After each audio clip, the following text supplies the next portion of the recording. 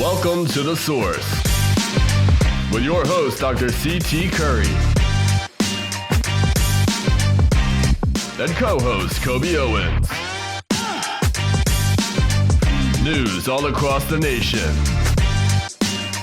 The Source. Stay in the loop in the city of Wilmington, Delaware. Work together for change in the community. A call to action to find the resources. The Source, the latest in news.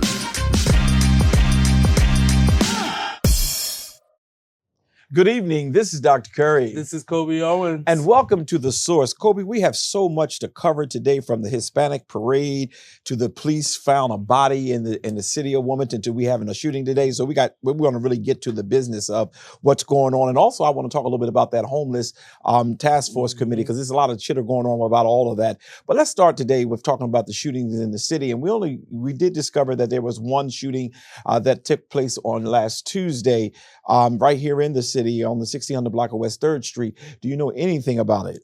Yeah, so again, police arrived at the scene to find him later in the evening, again, 5:39 p.m. on Tuesday, again in the 1600 block of West 3rd Street. He was 32 years old. He was transported to the hospital in stable condition, so he is still alive.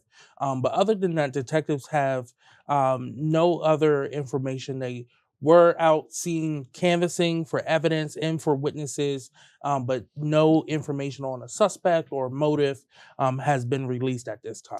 You know, as you were giving your report there, I was thinking, because I always joke with you that you're the liberal guy and I'm the more conservative guy at the table.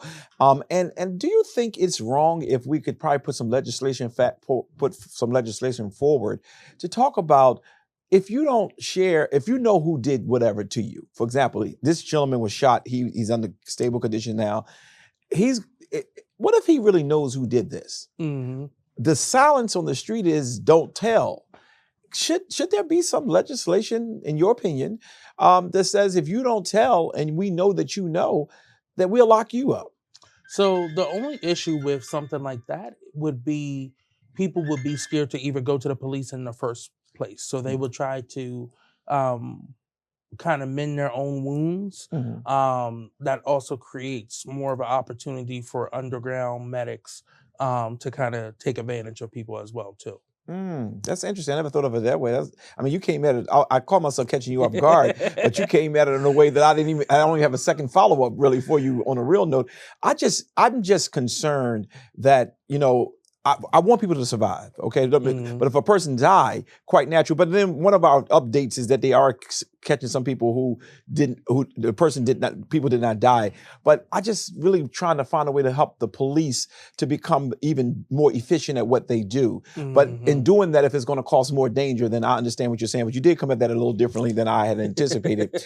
But I'm very glad that this gentleman did not die in his with his shot wounds there on 3rd Street. Mm-hmm. And I hope that, they do catch the person who did it so that we can start dealing with some of the perpetration of these crimes. Yeah.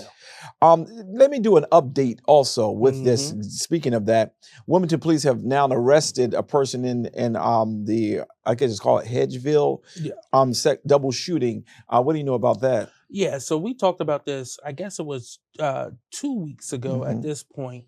On September 1st, we had 3 shootings throughout the day that they assumed was all connected to one another.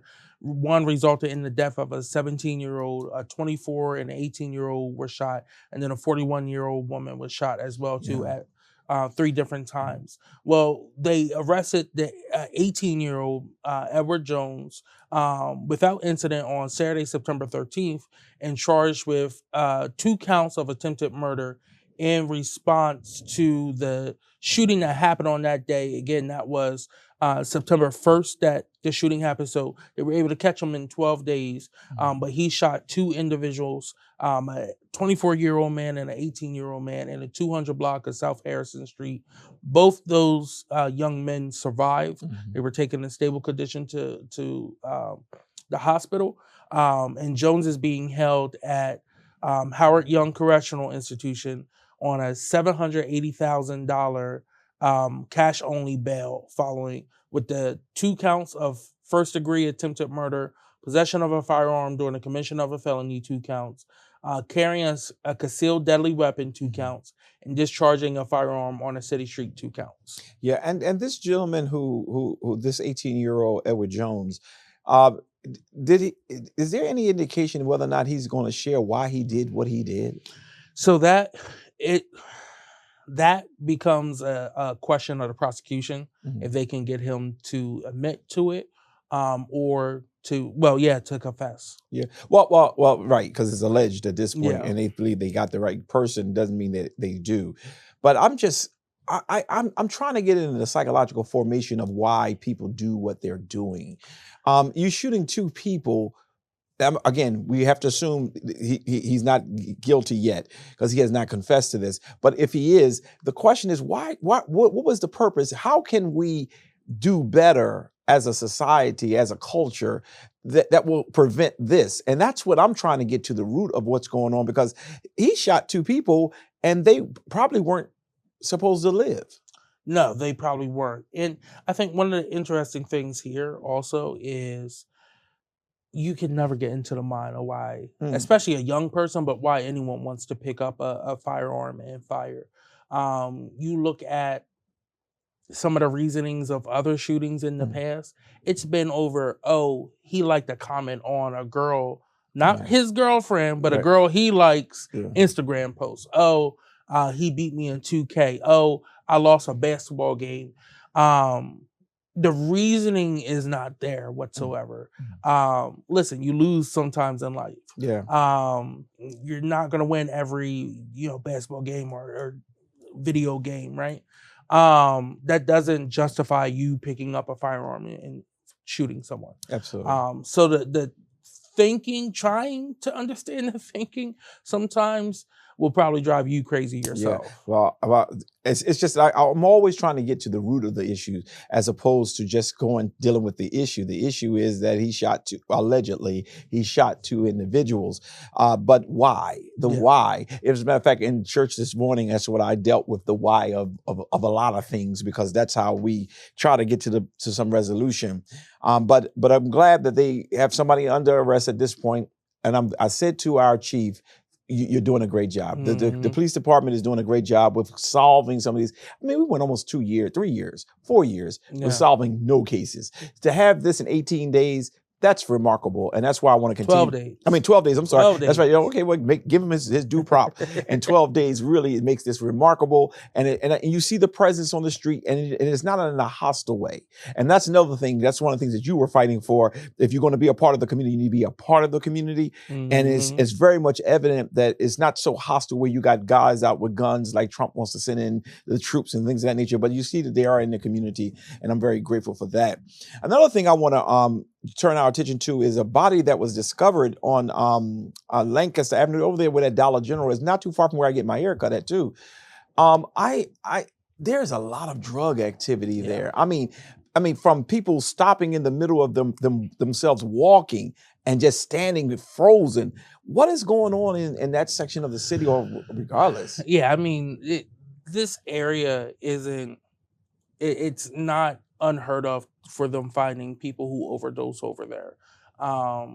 In the few fast food establishments over there as well too. In the Bathrooms, they found multiple people before. They didn't release why the cause of death, but this happened right next to the Dollar General store at Lancaster and Scott. And again, they found the body around 9 a.m. in the morning, so it could have happened overnight or whatsoever. But again, you have an open drug market over there that needs to be addressed, where you have individuals who are bringing drugs into the city of Wilmington off that 95 corridor and selling them right there. People joke and call that area Little Kensington because you have a lot of people. I know they're joking when they say it. It is a small reality because you have a lot of people who will go up to Kensington, buy drugs at a very cheap rate, and then bring it down here and make 3 or 4 times the profit by selling it on our streets down here. And it's still at a very cheap price. So again, people are buying more and more and more, and they're becoming addictive. And they look like zombies. Yeah, They look that. like zombies. Walk like zombies. Yeah, They Walking sit like, Dead. and it's really sad. And even the person who cuts my hair, he has he's one of the he has a tool set, a set to help people when they OD. Narcan. Yeah, Yep. and I'm like, what is that for? And he was giving me all the details of what it, and he uses it quite often Yeah. in that area. But is there anything the city, the police, the council can do, since we know where the problem is? What resources are needed to fix this? So a lot of resources have been moved out of the city of Wilmington, which I think has caused more of this, more open air issues that we're seeing. Again, that was under the failed leadership, let me get it correct, Yeah. leadership of Mike Pazicki, that has led to this, right? So again, I think we need to look strategically at what resources were beneficial to addressing the issue of drug abuse and addiction, making sure that they're fully funded and operating in the city of Wilmington, and that they can be those boots on the grounds, communicating, giving those wraparound services to the individuals that need it the most. By pushing them out because you thought the people would follow the service, that's not going to happen. You're seeing the consequences of the actions of the former administration. Yeah, and I kind of can buy that, because it's like they thought if we push these services over here, then they'll run over here. But most people don't run towards the services they need, especially when that issue is happening in a certain community. Whatever happened to, there were some places like on Vanderbilt Avenue, there was a wraparound service building. I think the members of Kappa Alpha Psi used to own it or something of that nature. You remember what that I don't remember what that was. And I think the building is still there. Okay. Hope used to be in that building. Hope the Hope Center. Hope Center. Is that the Hope Center? Yes. Okay. So actually, Senator Darius Brown is the CEO and executive director, I don't know the proper title, of the Hope Center. They are doing a lot of work when it comes to reentry. Okay, reentry. So again, as individuals are coming out of jail, going through the programming that he has set up over there, and getting them good quality jobs, which is the key, right? You can get people jobs all day long, but if it's not jobs where they can make a decent wage and provide for their families, provide for themselves, get housing, pay for groceries in this economy, it's all worthless, right? They're going to turn back to whatever they were doing that led them to get in jail, to go to jail. So therefore, I think he's doing a good job with finding quality jobs for them so that they can actually be successful citizens of the community. Okay, so that's really reentry from prison. Yeah. And we probably need something to, I really think that we have to figure out, how do we handle this drug problem that's going on? Because even though the violence is going down, it seems like the drugging is really up there pretty high. And I'm concerned about that tremendously. I'm very much concerned about that. All right, so we move from that to kind of like my last comment, not comment, but not last, but this whole thing with the historic, Hispanic parade. What in the world occurred this year? Yeah, so it was the parade was absolutely amazing. As always, it was the 49th year.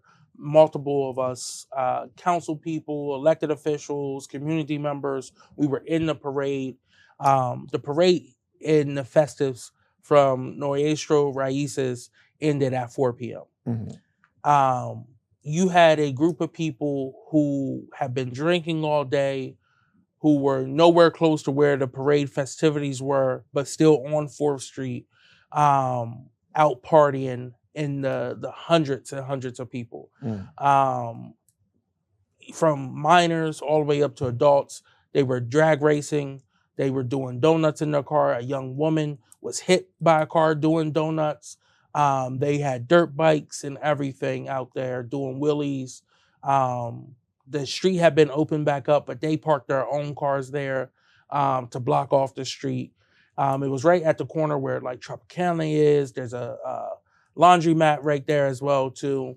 And they were out there partying, open air drinking and everything, smoking. And from my understanding, multiple dispersal calls were put out. They refused, and it wasn't until someone on a dirt bike threw a liquor bottle at a cop, did the police come back and respond in the way they responded, with a heavy presence from Wilmington, Newcastle, and state police. And again, I want to point out that the parade was peaceful. The festives after was peaceful. This was a different group associated with this. And there was a call out that multiple gunshots were heard. I don't know if that's been verified, if they found any shell casings. But when the police responded, they did use tear gas, which led to people, having issues after as well too. I think things just have to be better managed next year. But again, this was not the organization that planned the Hispanic Fest. Was anyone arrested for this? Because it seems like you had some perpetrators who were not even a part of the festivities, but they drove us to almost national news because it was all through Philadelphia and Pennsylvania. Was any arrest that you are aware of? Not. I don't think anyone was arrested. I think they let everyone disperse, and they were able to get it under control by like 9 p.m. Wow. So that was almost a 3-hour span of, oh my Lord. Okay. Well, I and I do know that the Hispanic parade is one that we do every year and has been successful. And it was even successful this year. It's just that when people start doing things like this, it creates other problems. We're going to take a quick commercial break and we'll be right back. Hey, boss. Okay. I said I'm fine.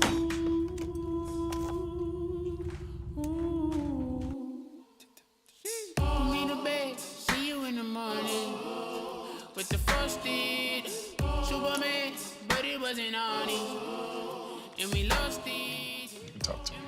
It's been really, really hard for me. Join us live for our weekly worship.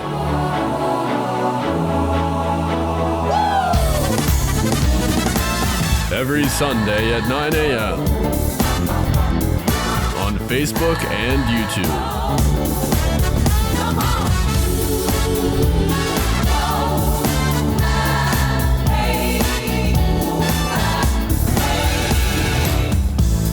Well, Pastor, I'm doing the best I can, but I still gotta have a little Chardonnay, and I still gotta have a little this, and I gotta still sneak around. The devil is a liar. That's an excuse. Wilmington's most exciting church.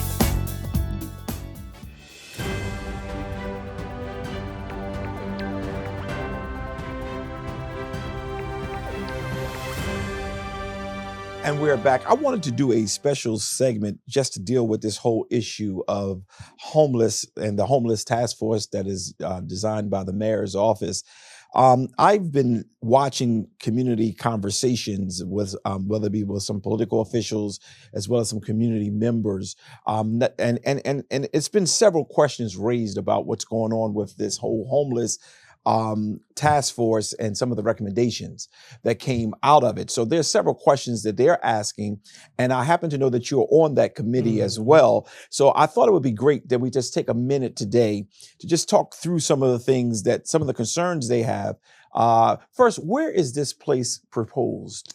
Yeah, so a temporary tent city is being proposed in the current location of the city's largest tent city, which is Christina Park, over here, right over the bridge. Again, you have dozens of tents already set up there. Again, this would expand it just to 50 tents total will be able to go into the park with a service provider working with the individuals who are in the park, whether it's direct services, food services, or whatsoever, giving them some additional resources for 6 months. Yeah, and when I saw some of the concerns. One, people were saying it should not happen, and I have to be careful when you're listening to all concerns, because there are some people who can care less about people who are homeless because they are comfortable in their lifestyle. So I do care about the homeless because I think they're human just like we are, and I don't want it to become ever confused. But one of the things the person was raising question to was their bathroom needs. Now, currently, what's happening and what would be the proposal for the bathroom So needs? there is porta potties there. We discussed that as well too, whether additional porta potties are needed to handle the additional individuals, or if a different type of porta potty, so more like a bathroom structure, like a trailer. The nicer ones have some AC in them and heat in them, but then also have showers attached to them. So currently, 7 and 1B comes up to this area already and provides a mobile shower to them. So we were thinking about partnering with them to make sure that they're able to come up a little more often, so that individuals can shower as well too. Seeing what we can do, maybe partner with a cleaners to make sure that they can clean their clothes as well too. Now, the services that you are providing, that's more from the city, am I correct? Or is that a federal support? Or It would be from the city side, city and state. so what is it doing now? Who's it doing it now? City and No state? one. No one. No one. So somebody this has to be paying for the porta potties and things of that nature. So the porta potties is paid for through the city. Okay. But everything else, no one else is doing work except for volunteers. Has there? Oh, go ahead. This would bring more structure to it. Okay. Has there been any issues over there, violence and things of that nature? Violence, no. I mean, there's been small tussles and stuff, but nothing major. The major issue is overdoses. Okay. In the drug market. Okay. And one of the things that I'm hearing with the mayor's task force is they're trying to bring some structure so that even those smaller issues will be addressed. Correct. And one of the additional things with that, so why that is a proposed location for a temporary tent city, also in this proposal is us using $1.4 million of remaining ARPA funds that we have to get out the door by December of 2026 to build micro homes. So, and I've been a huge advocate for micro homes for a very long time. This is looking at it from a few different ways. Now, in Georgetown, there is a pallet village with small modular homes. Again, that works for them down there. Me personally, I think because we have a larger population, we can better serve the community if we design them a little bit different and do micro apartments using resources that are low barrier, right? So we have to look at in LA, the Helda Solis First Care Village. They used shipping containers from the Port of LA. They were able to partner with them, shipping containers, and we're going to put it up on the screen so that you can see it. Fact, that's to build a apartment almost like the Hope Center style living facility for individuals who need help. On their campus, they have, of course, showers, food, laundry rooms, and stuff like that. But they also have wraparound services, parenting also with DMV services, Division of Vital Statistics. So if they need a new Social Security card, a new birth certificate, they can get it right there so that they can go get their, whatever else they need. Let me just back up a little bit, because what I want to do is I want to walk through this carefully. Now, there is some there's a proposal that they have some housing there. Yes. Can we show on the screen the housing that they are proposing? Yes. Talk me through this. You're not really a proponent of this type of housing. So for certain areas, I am. That's what I'm saying for this particular area because we have a larger population. Correct. So for Georgetown's Pallet Village, and I believe that they're discussing whether or not to do this in Milford as well too. It's a smaller population. It's easier to control, and that's the way they're doing. My proposal would be more connected, almost Mollinger homes. Right, and before you go any further, I want to walk you through this one. Now, that's the first pictures that we showed you on the screen were those that were, we're using those down in the southern Delaware, where the populations are much smaller. Kobe is suggesting, and some of the members of the committee is suggesting that there be a more modular, and as soon as you say a tractor trailer, people start thinking, oh my God, that's crazy. Let's show them now what this looks like and help walk us through this so that they can see clearly what this is. And you're seeing it now. Yeah, so it's multiple different models. You can do it where they're all on the same level, or you can stack them up high, almost like an apartment building, a motel almost. But again, it would be more, it goes more in tune with the neighborhood as well too. And it's safer, it's more weather resistant as well. And again, it's just easier to have a controlled setting that we're trying to target right now. And it helps bring in more people who need the help, but then also making sure that they get the services. And again, making sure that we keep this low barrier, because we do understand people are going through things. So if you create barriers for people to get in, they will come to the area, but they won't come through the gate, which means they'll stay on the outside, and then that causes issues for the community as well too. So we want to be as welcoming as possible. And a structure like this is how you do it. Okay. Now, one of the concerns was in these houses that you're proposing, or even the other ones, is there cooking facilities inside of them? No. Okay. No, tell no, me no. Tell me a little that about would be more like an area would be created to do that cooking. Okay. Like a mess hall or something like that, where everyone comes and convenes.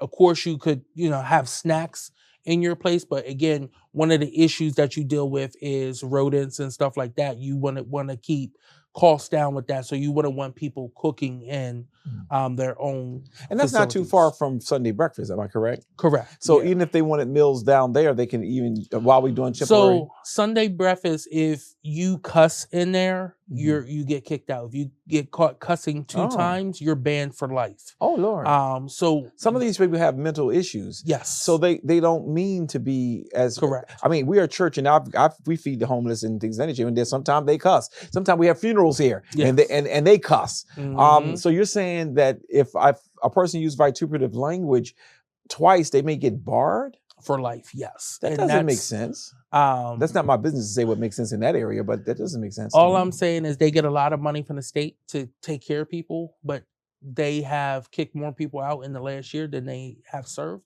But they got an increase in their funding. So again, that money could better be used to remove barriers and stop discriminating against people. Again, they have to be in by 7 p.m. to go to service. Listen, homelessness does not pick you by your religion. You could be Muslim, Jewish, whatsoever, Christian. I don't think that if someone is at one of their lowest points in life, you should force a religion on them. There has been multiple individuals who are homeless who have asked, could they pray their religion, and they've been told no. That, from workers, they have been said Jesus is saving you. And I'm not even going to get, because I know I got people who watch us, and they were quick to say, well, Pastor Curry, you are a gospel preacher. You should be in tune with that. But I believe in humanity rights. Even Jesus said people have a will. Yes. If they desire me, let them have me. If they don't, they don't have to. But they'll deal with that in their own season. But where I'm concerned about is that we're getting all this state money. I'm not against Sunday Breakfast Club, because we try to work with them, doing some volunteer work with them. What I'm concerned about is when a person is in need and they can't get the services because maybe they use wrong language, maybe they are a different religion. That is why we probably always want to keep church and state separated. And when you're dealing with government dollars or funding that is public funding, we have to be mindful, and we also got to be watchful. We got to be watchful and saying, you know what, you can't continue to get this funding, and find people who can be more Catholic. Now, what I mean by Catholic is nothing to do with a Catholic church, but more universal. Yeah. So if all we're asking is that you take a moment to pray. Okay, so if you're taking a moment to pray, who you're praying to, that's not our business, because it's between you and them. Yeah. But I'm just more concerned about that. But I don't want to go off into that tangent. I want to go back to the homeless area. I brought them up because I know they have a kitchen. Did not know all these rules were there. I'm now learning that, and we'll be getting to that. We'll be looking into that a little bit more. And again, with these services, you want to give people the opportunity to get reacclimated to owning their own space. So again, with what they did out in LA, they have their own bathroom. They have their own bed. They have a small counter that could be a workspace, could be, whatever you want to use for it, a small closet, just a stand-up closet, like an IKEA-sized closet that can move and everything, and a shelf. Some of the units have microwaves, but they all have little fridges.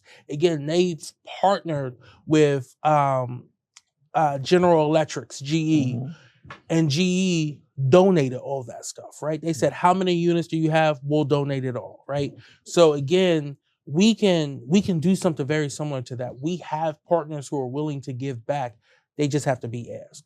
And then we have all these banks here as well too. Yeah. And if truly the issue is that these corporations and private companies don't want to see the homeless downtown in Rodney Square, put some money up. Yeah, well, Help that'll us. change it. So, as I was looking at the concerns of the people, they wanted to know about the food, how they're going to eat, and how they're going to. They also want to know about whether or not there would be a stronger visibility of police. But if we're not having no real issues over there, and we're trying to bring even more structure to it, I don't see that as being major. And that's why I say I got to be careful about who's saying what their concerns. Was there any other sites recommended other than the Christiana River site? There was a few. None of them seemed more feasible than that area over there. Especially, it would be harder to try to get them to move to a new area.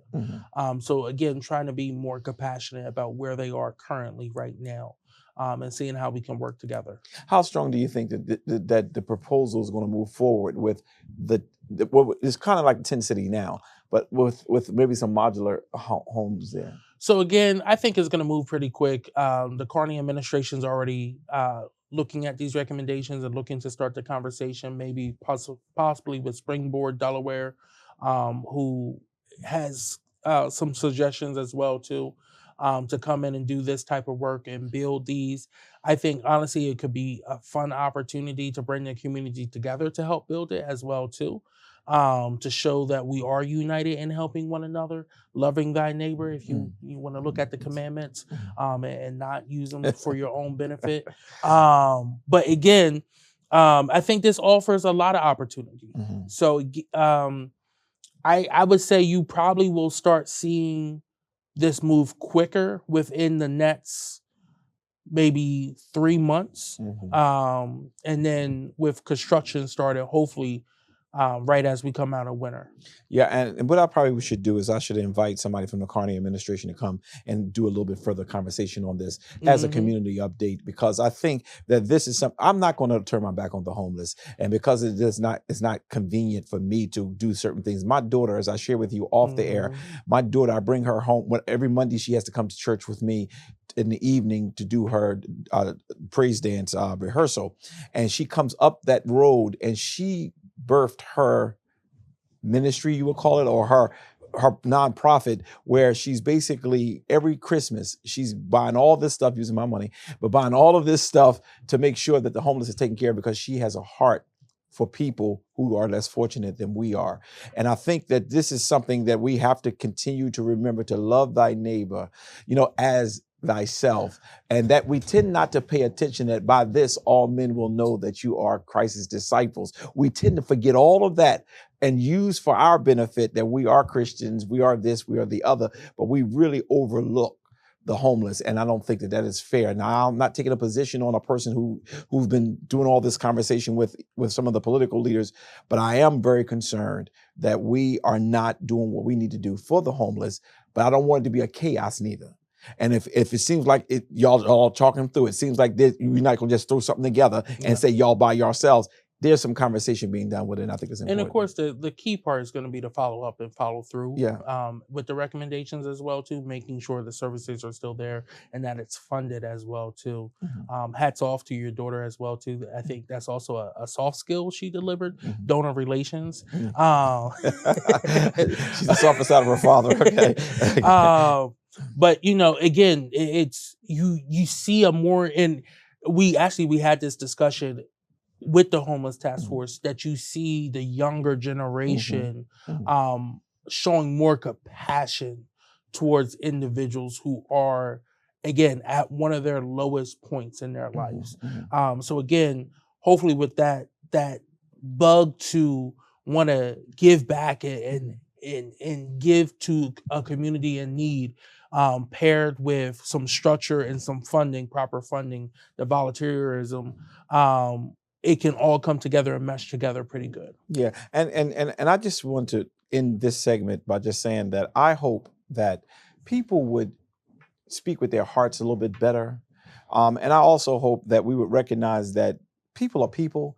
And while you are blessed not to have to depend upon the street to live, you have to realize some people are that's where they are at this point in their lives. And we have to stop demonizing people. There are people who have mental anguish where they need some support in that area too. But I never will forget the lesson that my daughter taught, I taught when I was talking with my daughter the first year she decided to give to the homeless. And I said to her, Ashley, they may cuss at you, they may treat you wrong, they may try to scare you, but know Daddy is here with you. At the end of our first session, when we had our homeless giveaway, she came back to me and said, Daddy, no one was rude to me. Everybody was very nice. They were very thankful and very grateful, which taught me that even though there are some who might become that, the reality of it is the vast majority of them are just grateful to be seen. And that's important. We're going to take a quick commercial break. We'll be right back. One more time before you wake up in the wild. In your eyes, I see a flower slowly dying. Together with the Nature Conservancy, you have the power to make a difference. For unspoiled nature, for beautiful wildlife, and for people everywhere. Together, we can find a way to ensure that all life on Earth can thrive. Oh, in the wild, you're gonna make it. The moonlight is here to take you. Our natural world needs us now. Every day, we lose more lands, waters, and the wild species that depend on them. To learn more, visit nature.org today.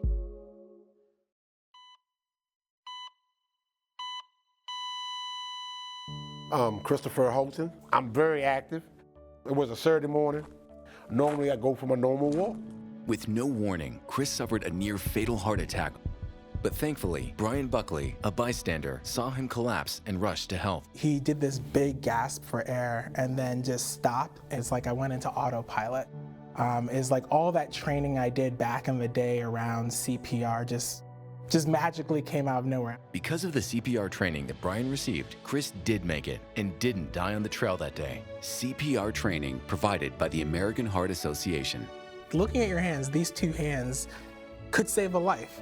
Being a father, you want to be around. You want to be around for your kids. Heart disease is America's #1 killer. To learn more about how the American Heart Association helps save lives, go to helpheart.org. Pastor and Lady Curry's 20th pastoral anniversary is here, and we're pulling out all the stops to make it our most exciting celebration yet. Join us this December as we commemorate 20 years of powerful, compassionate preaching. That's why you lift up your head. Don't let your critics get the last word. They think you're gonna go under. But baby, you better be like the energizing bunny. You better keep going. Don't give up. Don't give out. Don't stop. Keep going. No demon in hell can abort the promise and purpose that God has for one. Oh man, y'all sleeping on me today. But God is saying there are others who went through what you went through, and they did not survive it. And the caring stewardship Dr. and Lady Curry have provided to the church throughout the years through counseling, ministry, prayer, fellowship, and so much more. Don't miss your chance to celebrate 2 decades of loving leadership this December 1st through 7th, and to hear from our 5 amazing guest speakers. And our incredible musical guests, Karen, Kiara, and Twinkie Clark. So join us December 1st through 6th for our sermon series, and get ready to look your finest for our Black Tie Gala on December 7th at the Chase Center. Tickets are available now. See you there, Zion Fair.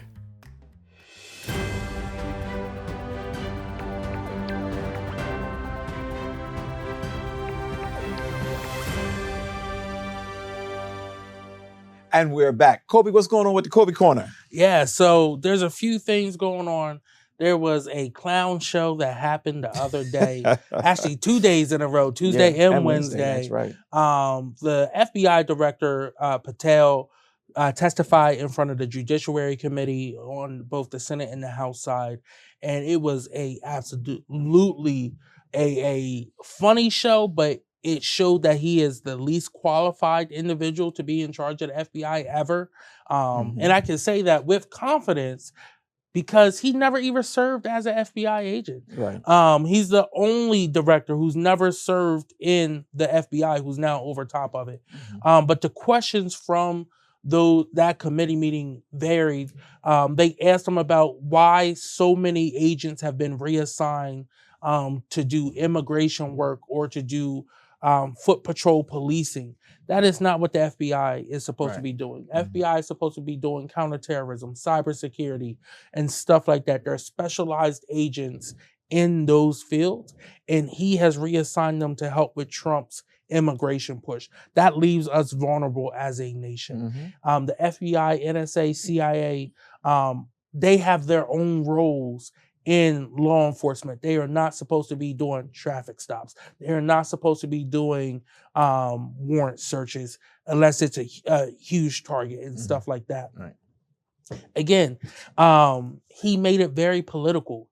For every Democratic senator, it seemed like that asked him a question, he went on a rant about how they shouldn't be serving in the Senate and how they don't stand up for the country like Donald Trump has, and he can't believe you got elected and stuff like that. It was outright disrespect. It was disrespectful. Outright disrespect. He called a U.S. senator a buffoon he did. for asking questions about the Epstein files. These same files that Donald Trump campaigned on for 4 years. Now it's, oh, don't worry about it.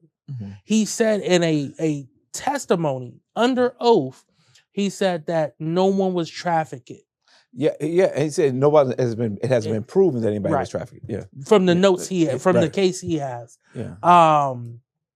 Which is interesting because U.S. Rep asked, so why are there multiple people in jail for trafficking associated with this case that your department put in jail? Yeah. So he said, well, the files must be different. I don't know how a case file changes, but it was honestly, he was very evasive on anything to do with Donald Trump and defending Donald Trump in that that they combed through these files over 100 hours of file reviews to look at and see if Trump's name was mentioned in any of them. I already talked about the trafficking of victims and stuff like that. And again, this is going to be a huge thing. They talked about the fact that he had fired the Utah Salt Lake City and Utah director only a few weeks before the shooting of Charlie Kirk. And when Democrats asked about, did that have an impact on the fact that you put out misinformation about having a suspect in custody? And he said, oh, no, I said alleged suspect. And they pulled up the tweet that it said suspects in custody. Now, here's a few things about that. I get people make mistakes, but when you put information as the head of an organization out like that, saying that you have someone in custody, that makes people relax. People aren't vigilant. There could have been more shootings that happened. We did not know in that instance, we did not know who else was on the target list. And with the precision that shooting took place, one shot, one kill, a lot of people could have been in danger. So again, it created a huge issue.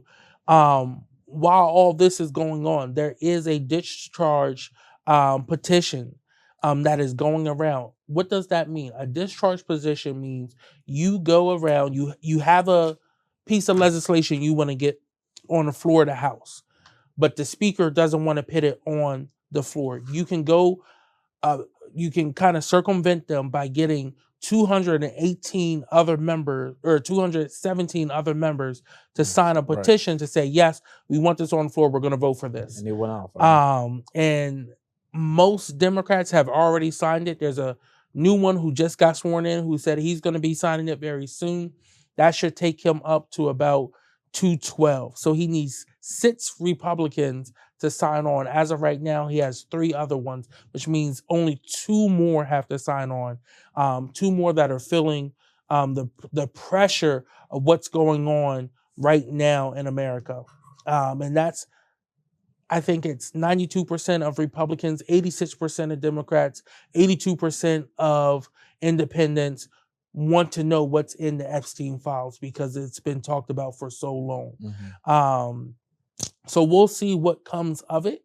But as of right now, we are still waiting to hear back from the sponsor on that, whether or not he's able to get those votes for such a critical piece of legislation. Let me assure you, Trump ain't gonna let that happen. So he's trying. They're more afraid of him than they are their constituents. He's trying right now. So, we'll see, what happens.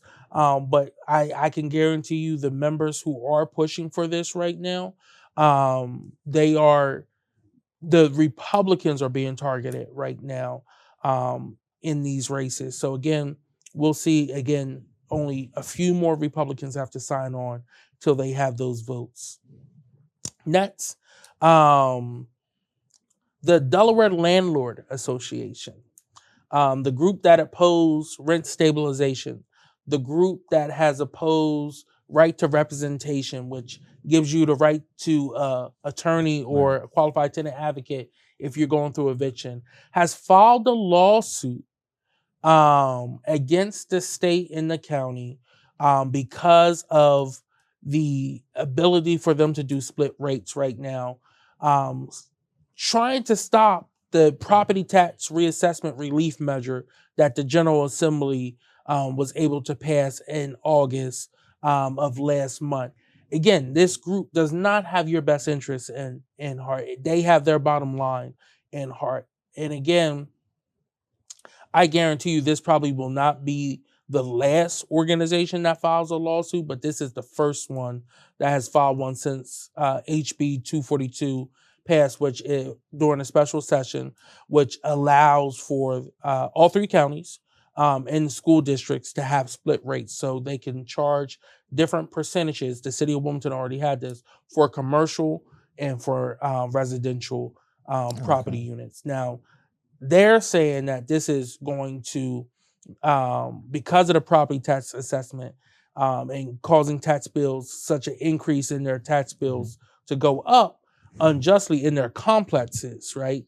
Not housing units, but their complex. It would trigger loan defaults and missed business opportunities. And then that's going to affect their income limited tenants. But most of these places have raised their rent by $200, $300 over the last few years. And they don't care about their income limited tenants whatsoever. They care about being able to bring more money in without having to give more money out for their tax bills. Again, this we will see what comes of this this case and what the ruling is. They're trying to use a Chancery Court case from 5 years ago that they're trying to get the Chancery Court decision that mandated the reassessments to go into the place thrown out as well too. So we'll see what happens from this. I'll keep y'all updated as it goes to court and where it goes from there. The General Assembly also has a special committee that's coming together, meeting starting Tuesday of this week coming up for the first time, where they will be discussing long-term implementation or long-term solutions to address some of the issues that they saw during this reassessment process. Okay. And then lastly, I just want to give an update on SEPTA. So SEPTA Services, Governor Shapiro has signed a waiver to move capital funds over to operating funds that will fund SEPTA, which means all services will be returned starting as this past Sunday. Did it stop? It did stop for about 3 weeks. Oh, I didn't know that. But that included irregular schedule for our Wilmington Newark line here. But then also the bus lines and stuff have been modified up in Philly and stuff like that. Again, I have been fighting to keep the Wilmington Newark line. I went up to Harrisburg a few times, talked to legislators up there. Trust me, it's a completely different ball game up there. Yeah. But it was some good conversations with some individuals, some very tense conversations with other. The Republican leader of the House stated that I shouldn't care about SEPTA because it looks like I need to walk more anyway. Oh, Lord. And I was like, well, first off, you show how desperate you are just to cut these services if you can't have a mature conversation about the funding of public transit without taking personal attacks at each other. Well, he takes that from his master. Hell yeah. So, I had fun up there. I wish them all the best luck in trying to get funding because these were some of the most stubborn people I've ever met. And I've worked with the Republicans actually in DC as well too before. These Pennsylvania Republicans are a different breed. But SEPTA funding and services will return to normal now. Good. So we will have our regular schedule throughout the day for the Wilmington Newark line. Good. Well, I'm kind of glad, but you said they are tough. They are a tough bunch. That could be why Fetterman is going more Republican than he is doing Democrat to try to hold his seat. And I kind of agree with you after something he said this week that he needs to go. He has to go. He's just going to create all kind of problems once we take back control of the House. Is there any updates in the city council you want to bring forward today, or anything noteworthy? Just council is back. Our October 2nd meeting, I'm encouraging everyone to come out to that. I will be introducing 3 pieces of housing ordinances that helps both prospective homeowners, renters, and homeowners who are currently here across the board. It's going to be a big day for housing. Oh, good. Okay. All right. We're going to take a quick commercial break. And when we come back, we just want to, something happened. Jimmy Kimmel was fired, or should I say taken off the air. And there's some significance behind this. And I really want to just spend a minute, if you don't mind, as we close this session, this section rather, just talk about it. We're going to take a quick commercial break and we'll be right back. This land is your land. This land is my land. This land we love belongs to all of us. Yet not everyone is treated equally. Right now, millions of Americans are fighting for the things promised to all by the Constitution: freedom, justice, equality. The ACLU is leading the fight to protect our civil liberties. Together, we can protect and advance our rights nationwide, because we the people means all of us. This land was made for you and me. Learn how the ACLU is defending the right to vote, free speech, and other civil liberties at myaclu.org.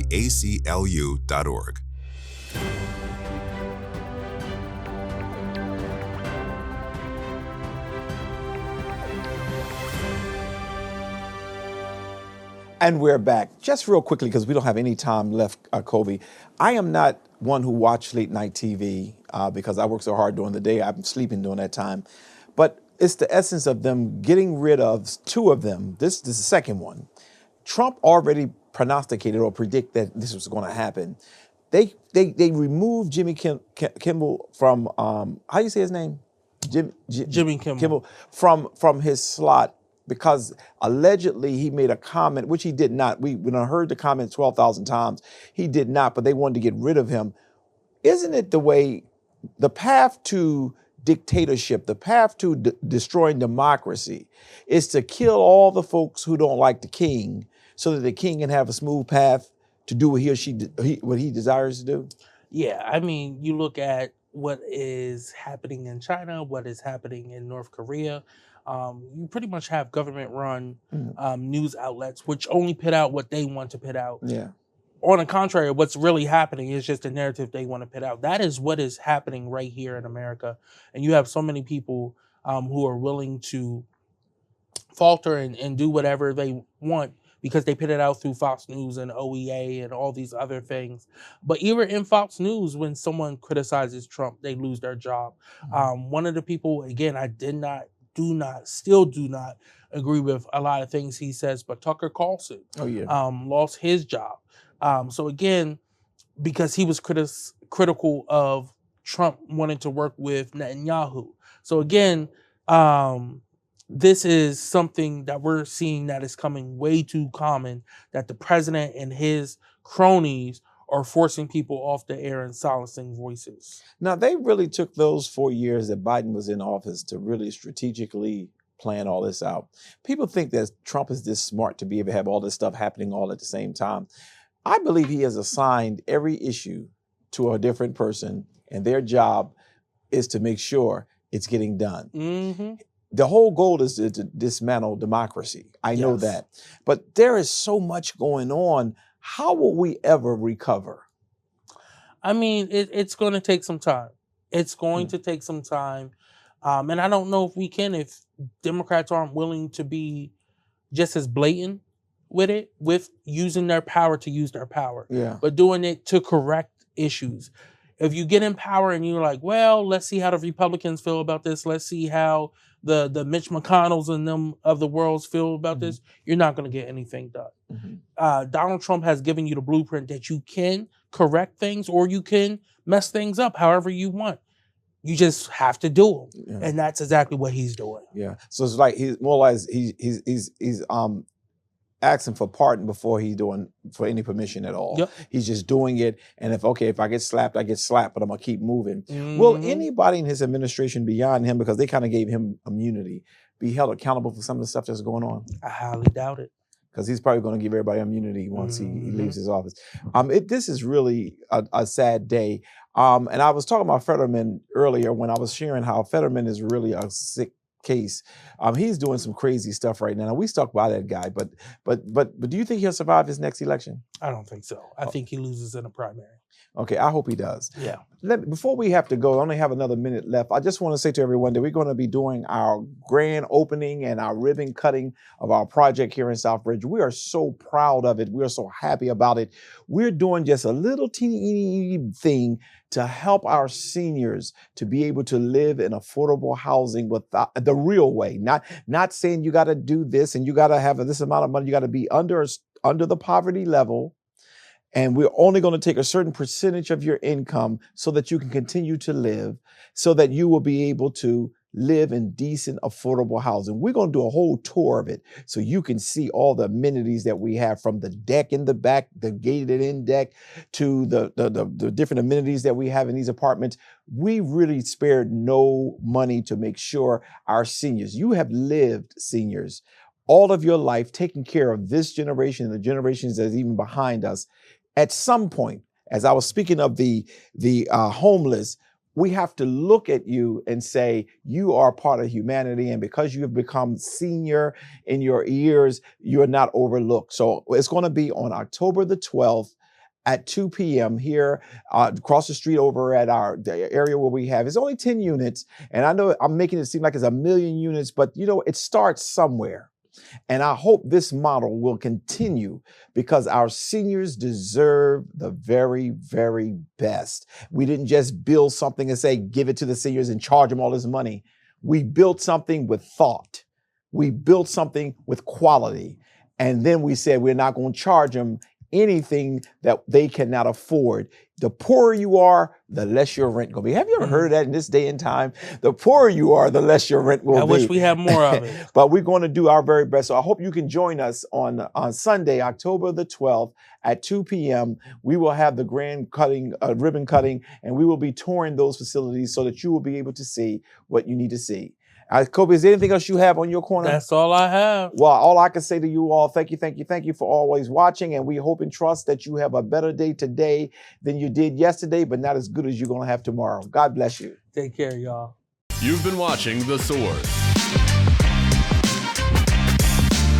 with host Dr. C.T. Curry and co-host Kobe Owens. Tune in every Sunday at 5 p.m. Thanks for watching, and don't forget to subscribe for the latest episodes.